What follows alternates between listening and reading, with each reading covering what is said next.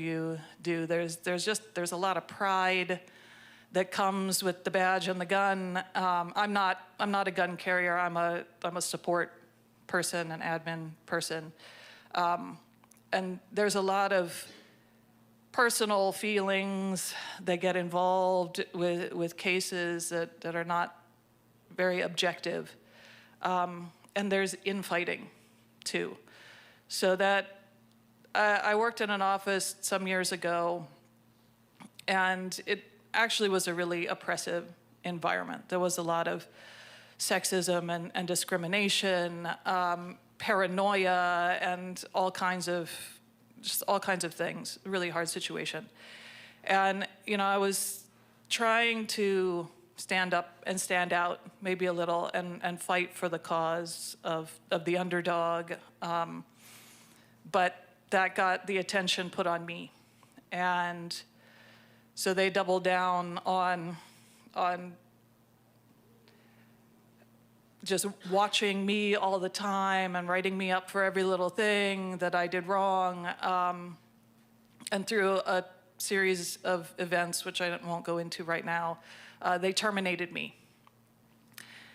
And not only that they terminated me for cause, but then they had HPD come and arrest me on a petty misdemeanor, because that was all that they could get me on. Put my mugshot on the 6 o'clock news. Blackballed me in the federal community so that every job I applied for was an immediate no. No one would hire me. And I had never had a bad performance rating in my career. Like, I always did the job, and people liked me. But I developed this reputation out in the community, federal community, and I'm sure that there's people still today that think, that have heard my name in relation to that, and think some kind of thing about me, and they don't know the truth of the situation, what really happened. But lies persist a long time, And by the grace of God, I was able to get another federal job, the one that I'm currently in, and I'm very grateful for that. And I start to see certain things coming up in my current job that remind me of that other office that I worked in. And I'm different now. There's that part of me that wants to just say, oh, not this again. I'm done. I'm out. But God says that it's not about that environment, and it's about me and my journey and standing up to face injustice. And I don't know what the plan is. I really, really hope I don't get fired again. That would kind of suck. But that doesn't mean that I should sit down and do nothing, because that's not God's way. God always provided for me, and he still provides for me, and he still calls me to act with justice and mercy. And I'm trying to do that. It's hard, though. It's hard to face down injustice and unfairness. But I think the people that I worked with that treated me that way felt that it was right, or felt that I deserved it, or took matters into their own hands about that. And I pray for them. I had to do a lot of forgiveness for things that happened with that situation. But, in the end, it's all good. I'm good with it. Again, I made a lot of mistakes, but my testimony is that God is good. People, not so much all the time, right? But if you're facing a situation at work that's hard, just hang in there, because God's got you. And no matter what, God's justice, even if it doesn't make any sense to us, or it doesn't look like what we think it would look like, because like that office is still like that. I know people that still work there, and this is 12, 13 years later. And there's that part of me that says, God, can't you just smite all of them? Can't they lose their jobs too? But that's not what he's chosen to do, right? And who am I to question that or say that it should be done differently? I don't see the whole plan, but I believe that God is just, and that those actions will be brought before him one day, and he'll do what he does, and I believe that God is fair. So, yeah, that's. Thank you. Thank you, Sharon.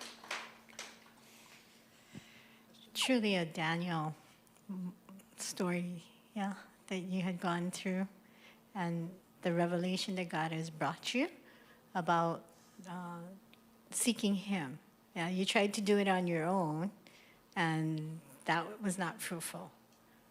But to go ahead and lay it down and let him lead and guide. Yeah.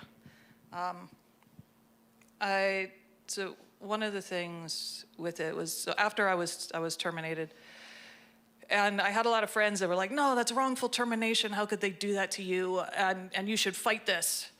And so I did. I got an attorney, and I did an appeal, and I didn't win. And so I didn't get my job back. I lost a whole lot of money on attorneys.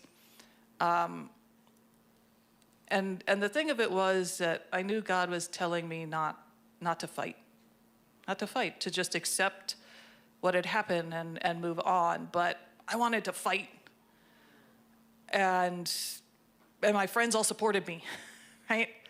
But that, again, just because it seems right to a man doesn't make it what God wanted, and you can't prevail against the plans of God, right? So he told me not to fight. I fought anyhow. I didn't win. So like I said, I didn't do everything right in this situation. I really wasn't listening to God so good. But I learned that lesson the hard way, that you can't win if God said this is the way, follow it, because it's not going to work your way. Thank you again, Lisa. Yeah. What a testimony that our God is just, that he continues to protect the vulnerable, he feeds the hungry, he clothes the naked. So should we do that. He fights against oppression and challenging unjust systems. So we should do that.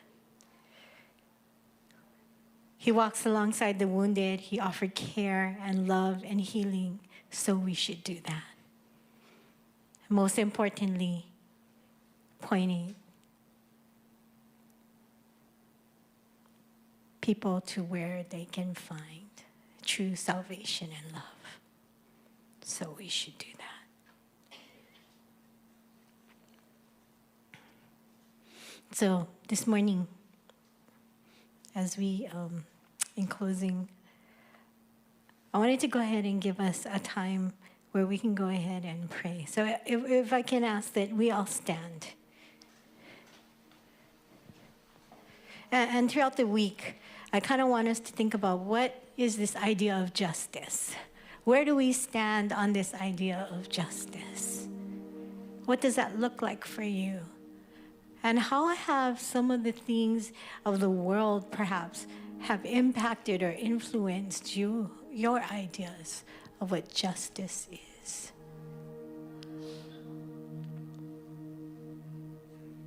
And then what would God say?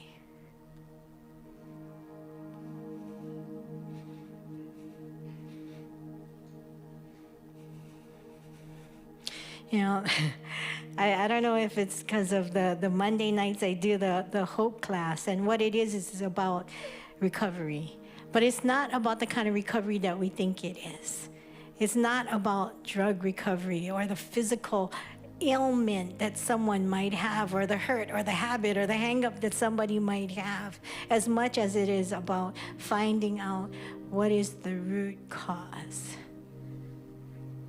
And I think that's the biggest thing, the biggest difference between world justice and biblical justice, is that world justice will address the address the symptoms, but it will not address the root causes.